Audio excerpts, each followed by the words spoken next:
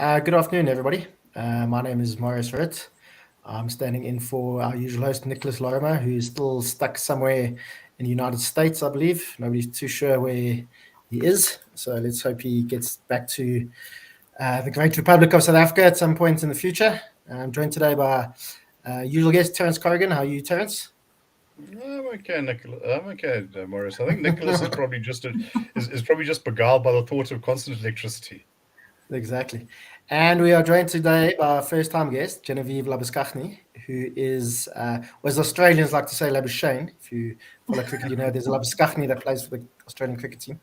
Genevieve is an intern with the Centre for Risk Analysis, and this is her first appearance on the show. Hopefully, it's the first of many. Genevieve, do you want to tell our listeners and viewers a little bit about yourself in 2 lines, just a quick little biography?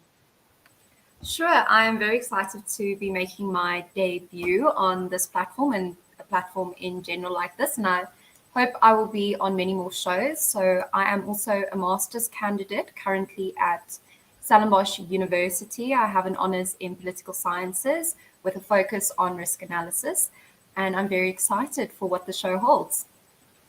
Cool. Thanks, Genevieve. She's much smarter than me. Just I want to point this. Yeah, anyway, moving swiftly along. Terence is one of the cleverest guys I know, so it's very difficult to be smarter than Terence. Anyways, so we've got a bit to talk about today. There was a very interesting interview between Alec Hogg and Gayton McKenzie on Alec Hogg's Biz News TV. And it was just kind of what Gayton McKenzie thinks of the political landscape and so on. And he said opposition parties must be careful about giving the ANC a free ride for the next 5 years, which is quite an interesting comment, I think, because Gayton McKenzie, while he's supported the DA and the ANC in coalitions around the country, he seems to be more on the side of the ANC at the moment. He supported them, for example, in Johannesburg.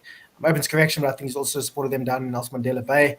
So the Patriotic Alliance, which is Gayton McKenzie's party, seems to be kind of playing both sides at the moment, and I'm not sure it's really a solid member of the kind of Wild Dogs or the Moonshot Pact.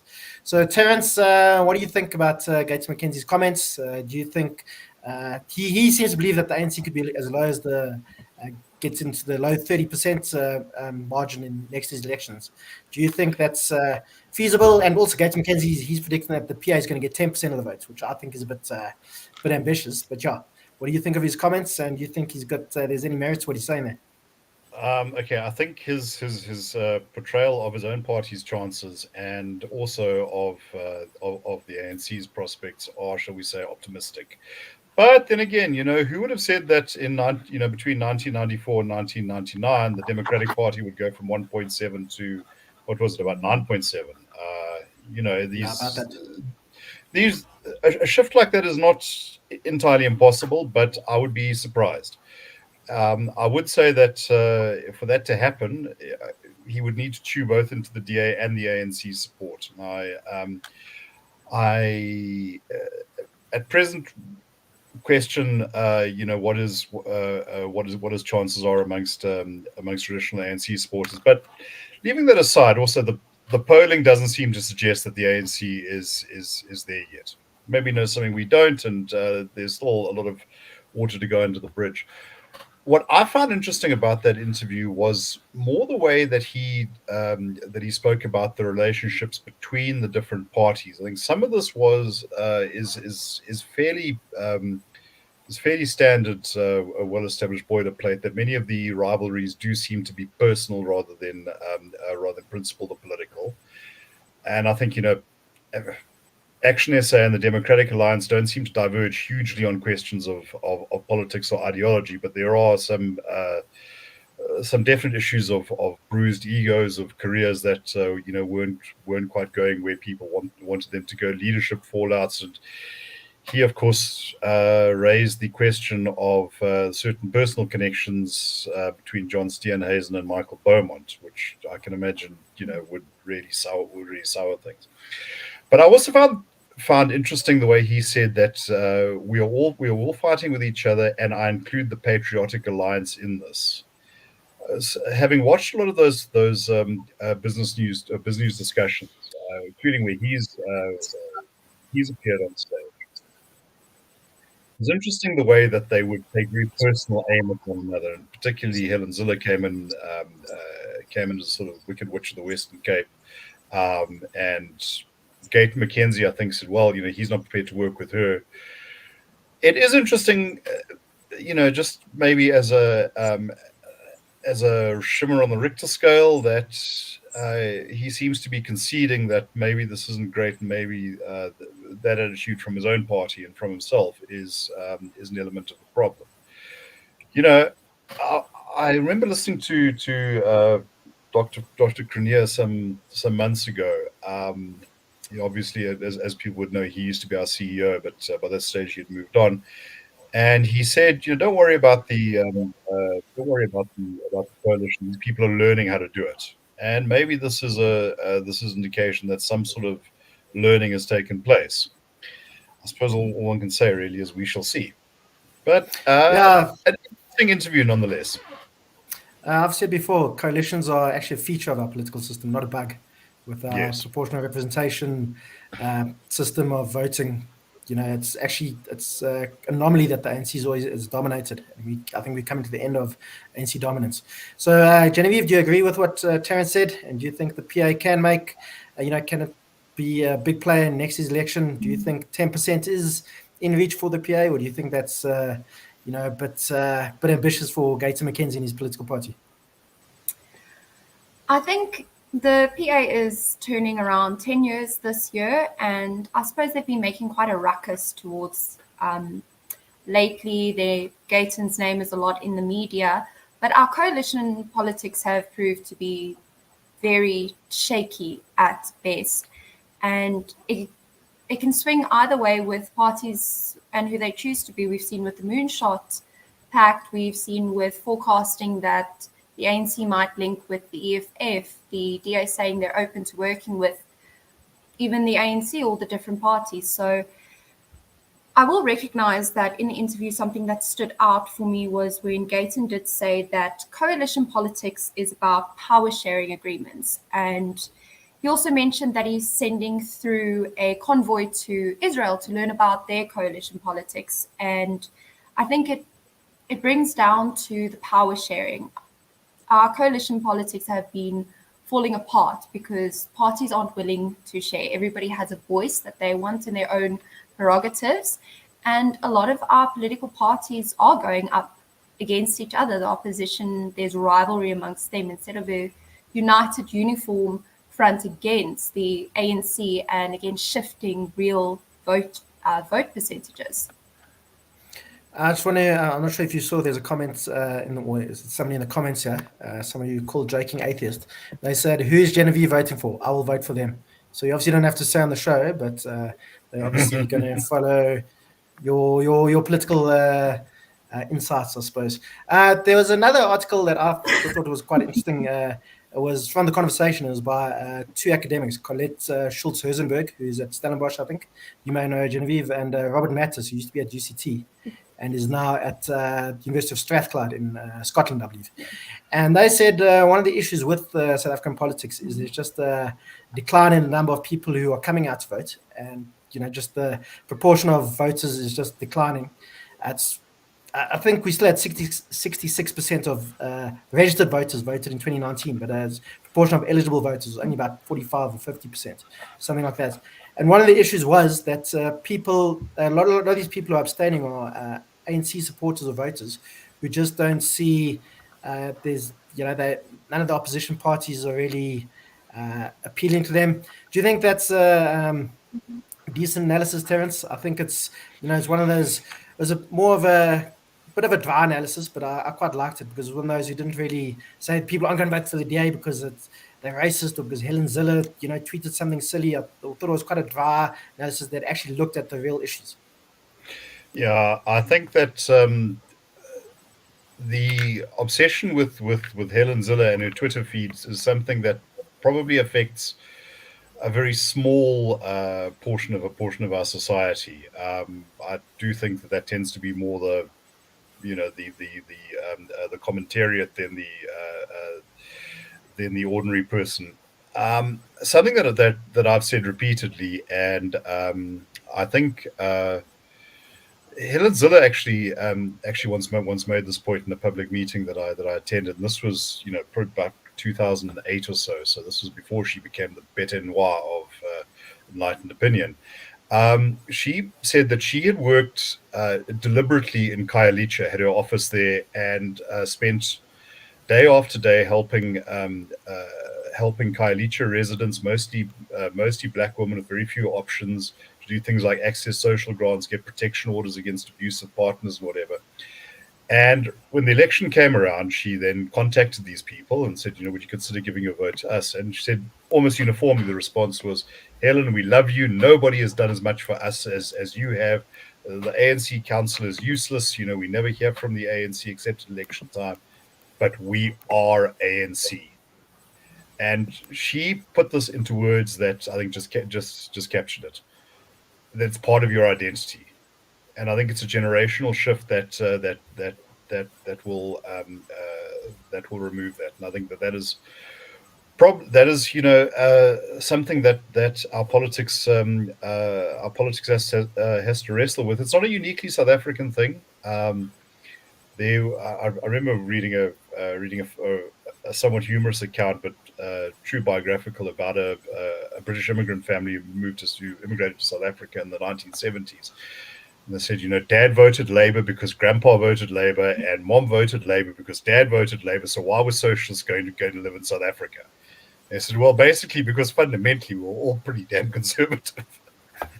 But yeah, this is the point. I think that there's a sort of reflexiveness about this, and where faith in one's party stops, it's very difficult to sort of convert that into something else. There was a time when the ANC was riding very high and was endorsed by a lot of people who might not 10 years previously have done so, but still the ability to attract the white middle class who might have actually felt fairly comfortable with the way things were in the heyday of the Mbeki administration was limited. So yeah, I think this sort of dropout, it is inevitable, but it also comes with a massive risk that when you identify the democratic system with your party, the failure of your party then tarnishes the system as a whole. Yeah, I think, the reasons people vote are complex, and part of it is, as you say, part of your identity. But just next week, there's going to be an election in Johannesburg, or by-election in Johannesburg in Innerdale. And it's going to be quite interesting. It was held by the ANC, but the PA did pretty well there in 2021. So it's going to be interesting to see how what the results are there. I think it's the ANC, the PA, the DA, and Action SA are all fielding candidates. So I think it'll be, if you're a South African politics watcher, I think that's one definitely to keep an eye out for, and that's going to be coming out. That's going to be happening next week, Wednesday, along with I think 9 other by-elections. So we'll get give us a nice little snapshot of what South Africans are thinking, I think. But moving on from that, there was a article I think was yesterday in Business Live by Peter Attard Montalto.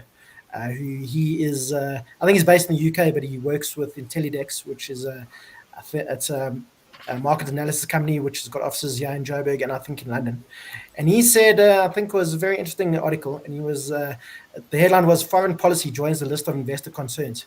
And he was saying that South Africa's foreign policy hasn't really been a concern for investors up until very recently, which is basically the beginning of May, with accusations from the American government that South Africa was giving arms to Russia, which we saw there was a massive collapse in the value of the rand. It's recovered a bit now, but it went from 1850 to nearly 20 rand within the space of a couple of days. It was, something that you don't see very often. And people who've watched this kind of stuff closely were quite shocked at the scale of the rand's collapse and the sell-off of South African assets and so on. As I say, it's recovered a bit, but Peter Attard Montalto thinks it's something that's going to have to be baked into South African assets from now. So Genevieve, as a resident risk analyst here, what do you think of Peter Attard Montalto's article? Do you think he's correct? Do you think foreign policy is something that's investors and so on are going to be watching more closely from now on? I mean, I think he's he's quite right. And as I said before the show, Peter Aton Montalto, he's been very critical of the government, but IntelliDex itself isn't one of these kind of doom-mongering places. They're not, there's people saying you have to get your money out of South Africa immediately. But I think that was quite fair in their criticism of the government. So what do you make of what Montalto was saying? I think the article was a very neutral and straightforward description of the situation, and I think it's important for South Africans and foreign investors to see it from that perspective. And when it comes to geopolitics in the international markets and globalization, we cannot escape the impact of foreign policy, and we cannot escape the decisions that the ruling party has made with foreign policy. I think a lot of earthquake movements and a lot of fears from investors and a lot of pulling out on the bonds and the shares is a very narrow-sighted worry. We need to recognize that our long-term prospects, the long-term consequences of this, are where we need to be focusing on, and especially our investors. Since the start of 2023, we have already lost around 170 billion rand in regards to government bonds and shares leaving the country. Now there's the threat of losing AGOA, and if we lose the US, our EU trading parties are likely to follow. That being said, the Deutsche Bank in May actually suggested to their clients, their strategists, that they should be investing in our bonds because they're extremely cheap. But that was May. We are in June, and our foreign policy is still full of mishaps, misjudgments. It is putting a lot of pressure on South Africans, and investors are listening to that. Investors are no longer just orientated with how they can make money quick and cheap. ESG ratings have become prevalent. Grey listings, junk status, all of these risk ratings are important, and our foreign policy is a direct obstacle for our economy and for our foreign investment. And I think also a point on that is obviously if the stock market is losing money and so on, that doesn't just mean it's people with loads of money that in the stock market that's losing out. That means there's less taxes are going to be coming to South Africa because there's less investment, and fewer taxes there are. There's less money to build clinics, build schools, build roads, build things that can actually bring people into the real economy. And these kinds of things are having real consequences for people. And as I said on the show yesterday, that we don't have to be in lockstep with everything the US does. But we also have to think about our own interests. And Russia makes up a very small proportion of our total trade and investment into South Africa. The US and the EU are much bigger. It doesn't really make sense that we are kind of throwing away these relationships just because for this kind of weird ideological hang-up. I mean, in many ways, the ANC seems to be still stuck in the 1960s with the rhetoric. I mean, still calls people comrades and all kinds of things. It's the kind of, as I said, its foreign policy seems to think that the Soviet Union is still on the side of anti-imperialism. The Soviet Union hasn't existed for 30 years. So, Terence, do you think that's fair, or do you think I'm being a bit too critical of the government? No, I think that you're dealing with a section of our political class for whom politics is the only frame of reference. I think that it goes a long way to explaining why South Africa has underperformed, and in many ways has failed on so many metrics.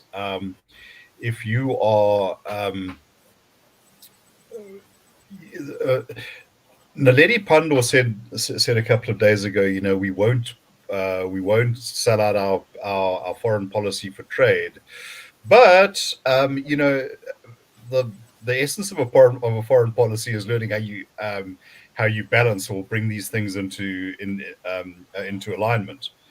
I think that there's far too knee-jerk a reaction towards what the ANC would describe as anti-imperialism. I mean, this is something that I've had to say again and again to observers from abroad. And they say, well, I can't understand, why is a democracy and a country that has spoken out so forcefully on colonialism not doing it in respect to Russia? And I said, because they do not view what Russia is doing as imperialism. They see imperialism as this kind of like conspiracy directed from Washington, D.C., and read their own documents. I'm not inferring. This is how they describe it. Russia's actions, although regrettable, and I think, I don't think the ANC particularly wants to deal with a war. They're messy and, it causes all sorts of problems.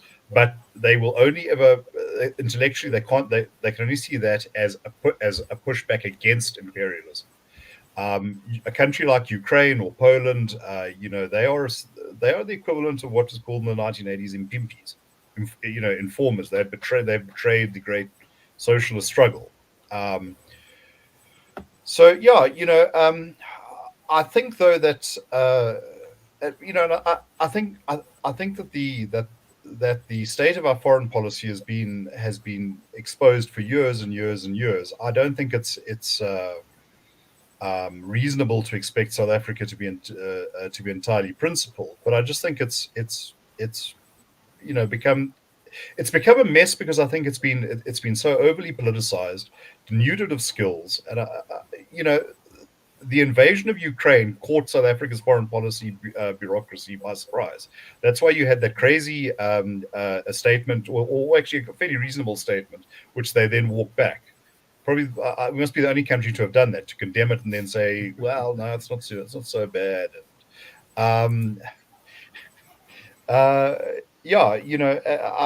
I actually had a conversation with someone in the know about these things. What would South Africa do in the event of a shooting war, in Asia between America and China? And she said that this has not even been discussed. It's just not something that, this would be a world-changing event, and South Africa has no clue. South Africa also has one of the largest diplomatic footprints in the world. The National Development Plan said you've got to actually look at this, because what are we getting for it? And as I've said, well, certainly within the institute, but probably said it publicly. The debacle in Poland.